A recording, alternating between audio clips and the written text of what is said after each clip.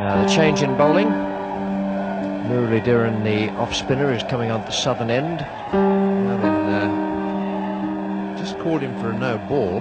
What's going on out there? The umpire's called the captain across. Well, Junior gets involved in a lot of discussions. I just felt it was a bit unfair the way it unfolded. I think Daryl Hare, we all knew, was probably going to make that call, and he made his call on the fact that he believed he was bowling illegally. And he's no-balled him again. Now, just let's have a look. Is he going past the front line or the return crease? Just let's have another look at this. This is causing a few problems. Well, I hope he's not calling him for throwing. Oh, Bill, don't get too excited. There's no way in the world he's calling him for throwing. It was ugly to see it play out in such a big spectacle. It should have been sorted out beforehand or in a different way. I just thought he was crucified on the biggest stage, Test cricket, and to me that's pretty demeaning and, you know, disrespectful to a player. It's the one that lands way inside. There it is, and oh! Now he's done it again. I just can't see how umpire Hare can be calling no ball here. So I can't find. Well, this has appeared from nowhere. This guy's bowled a lot of overs in Australia.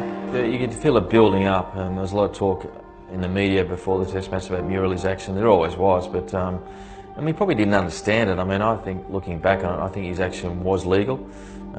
He just had a physical, I guess, abnormality, and you know that's the way he was born, and that's the way he could bowl. I mean, if it was easy and he was doing something wrong, then someone else should have been able to copy his action, and no one's done that. So that proves that I think it was just a unique action. He calls him very late, so I'm sure he's calling him for throwing. I hope it's not, but a terrible gut feeling. I tell you, Bill, having looked at that, there is absolutely no doubt that he's called him for throwing.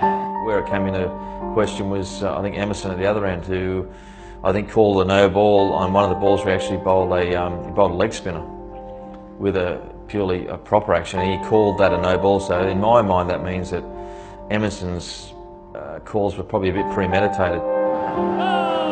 Well, there we go. He's being called, it looks to me, as if umpire Emerson has called him for throwing.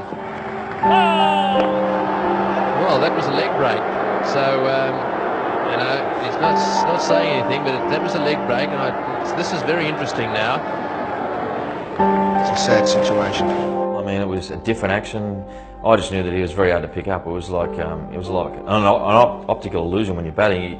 He appeared to bowl the ball, but it didn't sort of come out, and you're sort of looking, and it's a fraction later than the normal type of bowler. So it was very hard to face, and the first time you come up against him, you purely are guessing whether the ball's going to turn or not turn. You're hoping it's going to hit your bat, and you somehow survive, and then you can maybe get used to playing him. So he was extremely hard to play against. He's scored that one as well. Well, while David Boone has chalked up his 50, the youngster down the other end, Murali Dhiran, seeing his career float right out of the window. And you can imagine what's going through this young man's head at the moment. Shouldn't have played out in you know, one of the biggest Test matches of the sporting calendar, the Boxing Day Test match.